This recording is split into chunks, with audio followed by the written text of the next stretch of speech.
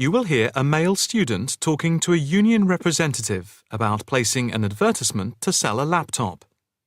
First, you have some time to look at questions 1 to 5.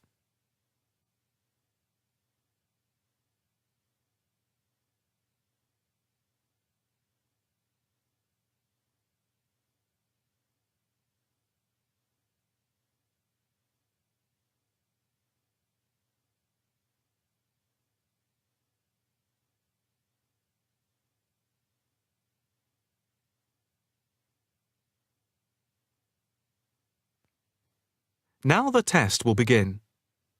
You should answer the questions as you listen, because you will not hear the recording a second time. Listen carefully and answer questions 1 to 5. Hi, I'm Debbie. How can I help? Hi, my name's David. I'm just looking to place an advertisement on the main union notice board to sell a laptop and a few accessories if that's possible. Sure, that's not a problem. I take it you are a member of the Students' Union? Yes, I am. Right then.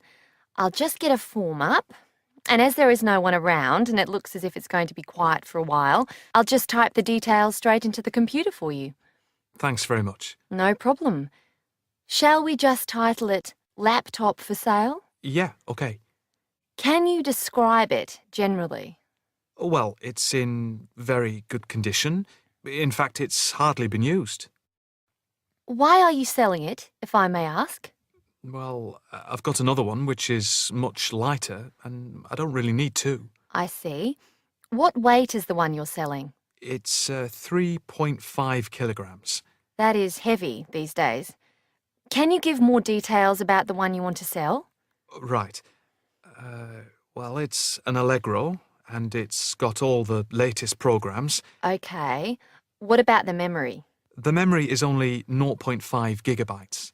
And what about the screen size and the other features?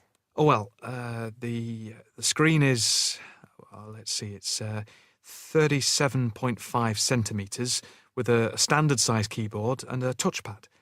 But I've got a cordless mouse that I can put in with it if necessary. Well, some people don't like using a touchpad. What about ports or holes for attaching things to the laptop? It's got 2 ports.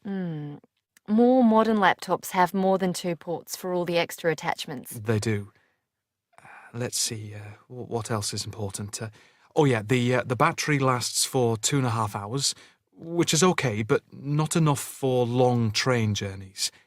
But one thing is that it's not wireless. Right, okay, not wireless. Before you hear the rest of the conversation, you have some time to look at questions 6 to 10.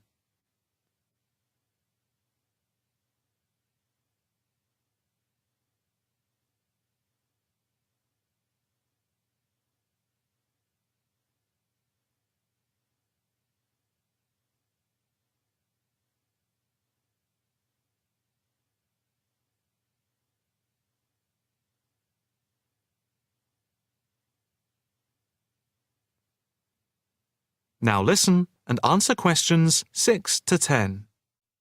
Anything else I can put on the advertisement? There's a webcam built at the top of the screen, and I can throw in a printer, a scanner, and headphones, which I got with it in a special deal. It also comes with its own case for carrying it around. Actually, the case is quite smart. I'm hoping these things will help it sell. They should do. Right, I think I've got all that. How much do you want for it? That I'm not sure about. It's worth about £900 to £1,000 new. Yeah, but you won't get that much if it's used, and even if it's in good condition. What about £500? I doubt if you'd get as much as that. More like £200 or £300. If you look at the notice board, there is one on there which is comparable to yours, and it's not more than about £250, I think. As little as that? I'm afraid so. Shall we say £300? OK, put that. Can I take some contact details for the advert? The name's David Bristow. BRISTOW. Yes, that's it. And a mobile or email? Both, if you want. It's DIB_7791 at hotmail.com. Okay, and the mobile? That's 09875 423387. That's it. If you send the picture, I'll add it and print it out and stick it up for you. OK, I can get that to you today. Right, I'll type in here, advert placed the 22nd of October. Fine. And good luck with the sale. Thanks.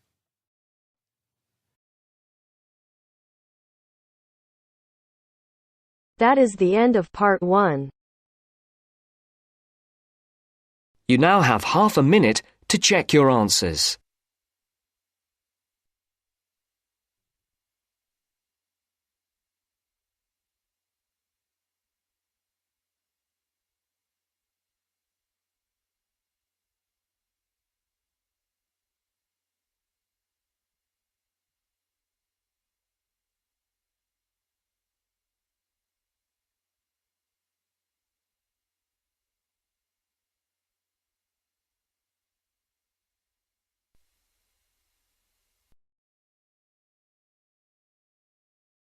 Now turns to part 2. Part 2.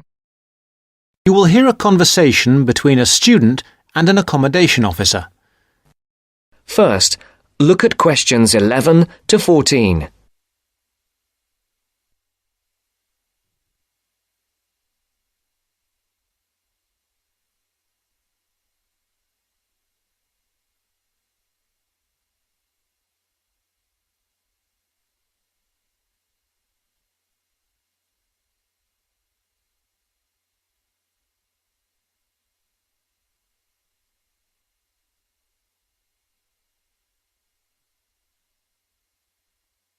Listen carefully.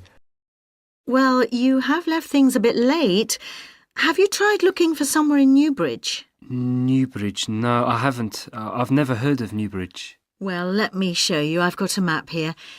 Here's where everything is. You come into Newbridge over the bridge, and the main road in front of you is, surprisingly enough, the High Street. This is one of the main streets. And branching off to the left, you can see there, is West Street. That is another busy part of town. I see. Now, as I was saying, here is the High Street, and here is West Street going left.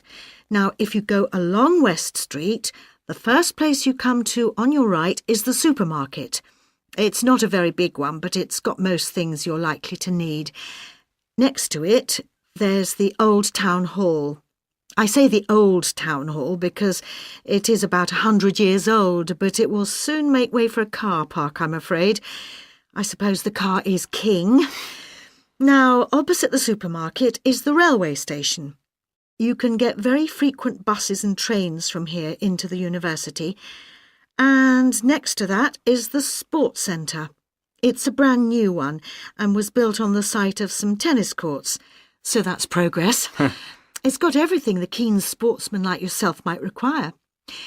Now, that's the centre of town, and I want to point out to you the buildings opposite the supermarket, but on the other side of London Road. There are two buildings there.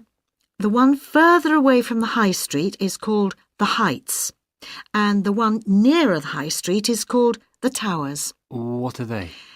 They are where you could find a flat. One of them, the Heights, has a number of flats for rent at the moment. Oh, good. Look at questions 15 to 20.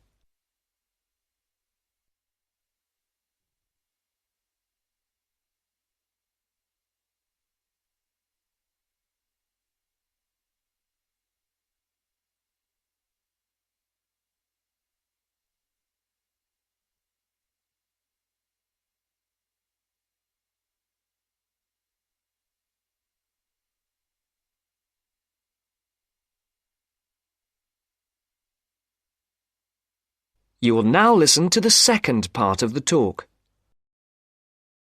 Now, the first one is flat 4. That's a nice flat with a balcony, and you need to apply to the Newbridge Accommodation Agency to ask about that one. You'll find their number in the phone book.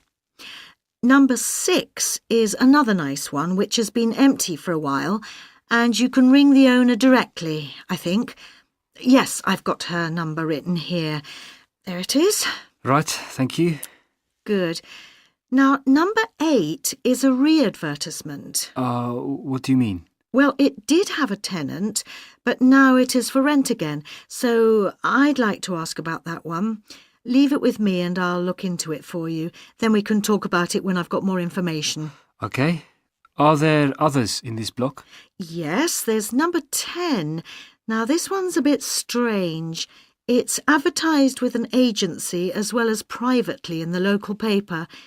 Normally, if it's advertised through an agency, you shouldn't really go behind the agency and go directly to the owner.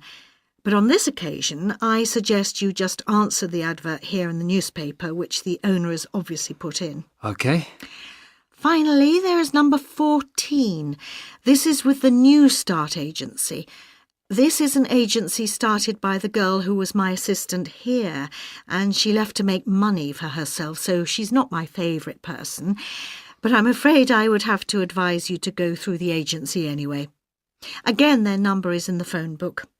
All right, is that something for you to be starting with? That's great. But what kind of place is Newbridge? It's a nice place.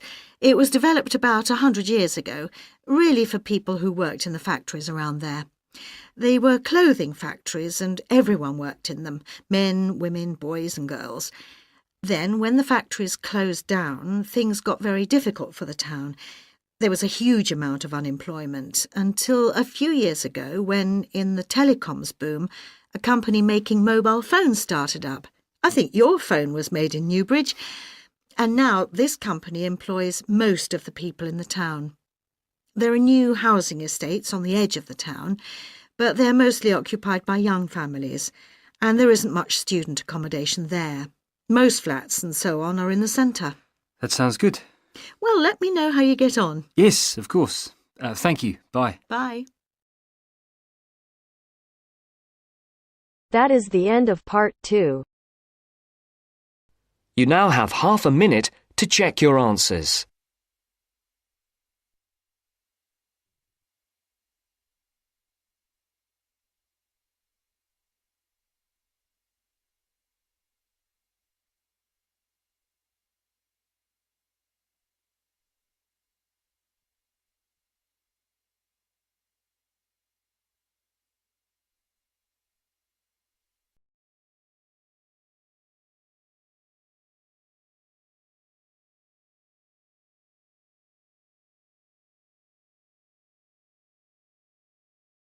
Now turns to part 3.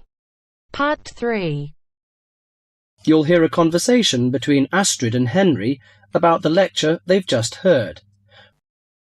First, you have some time to look at questions 21 to 24.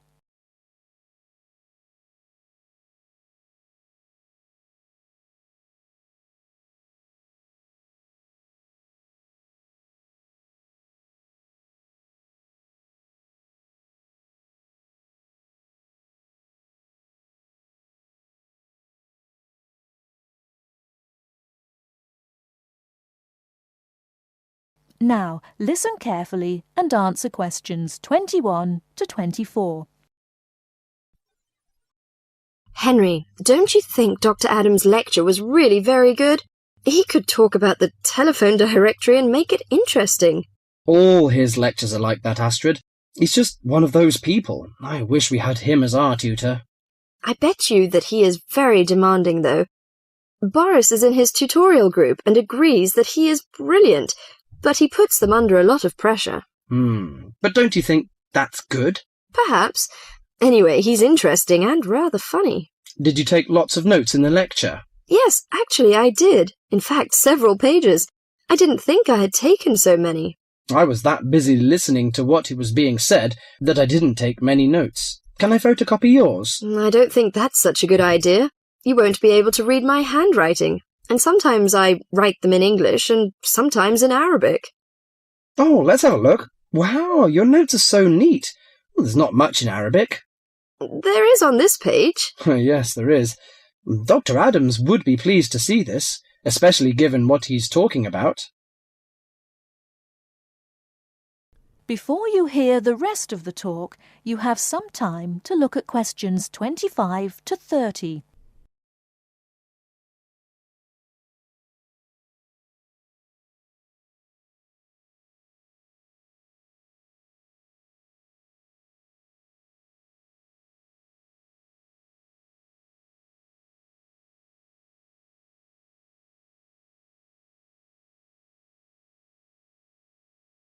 Now listen and answer questions 25 to 30. Don't you keep careful notes? Sometimes. It depends on the lecture. I don't think I'll forget Adams's lecture today, but some of the details will fade. I type up everything afterwards, so you can have a copy then, and you can fill in anything I've missed. I'm not so good on the broader concepts. I'm better when it comes to detail. Just what Adams was talking about. Well, I am definitely a detail person. I need to have everything written down before I can get the concepts clear in my head. And I am the complete opposite. I find all the detail clutters up my mind, and I get very frustrated, which was just what he was on about. He mentioned a book he had written. He mentioned several. The one on space and the individual. Yes, called My Space. It's on the book list. So it is.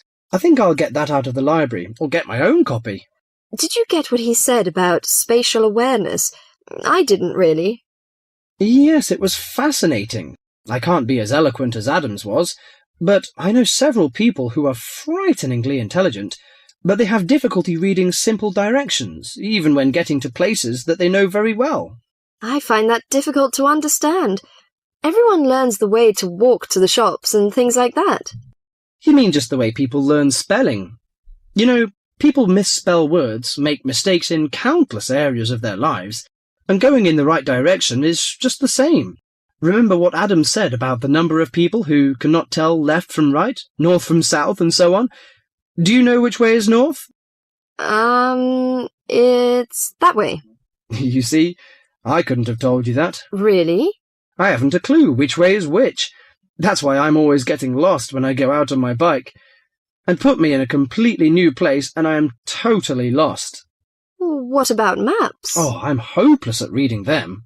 But then you're brilliant at writing essays and getting all the ideas down in the right order, and I don't know where to start. Again, just what Adams was talking about. What we need to do is combine our skills. You teach me to cope with detail, and I'll teach you how to string concepts together. Okay, we can do that. That is the end of part 3. You now have half a minute to check your answers.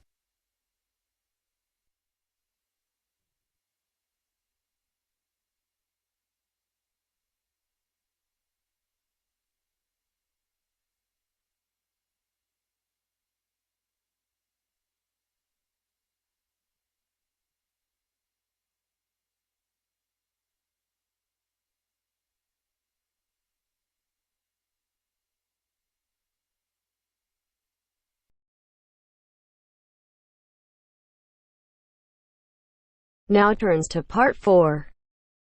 Part 4. Today I'm going to talk about my end-of-year project. First, you have some time to look at questions 31 to 40.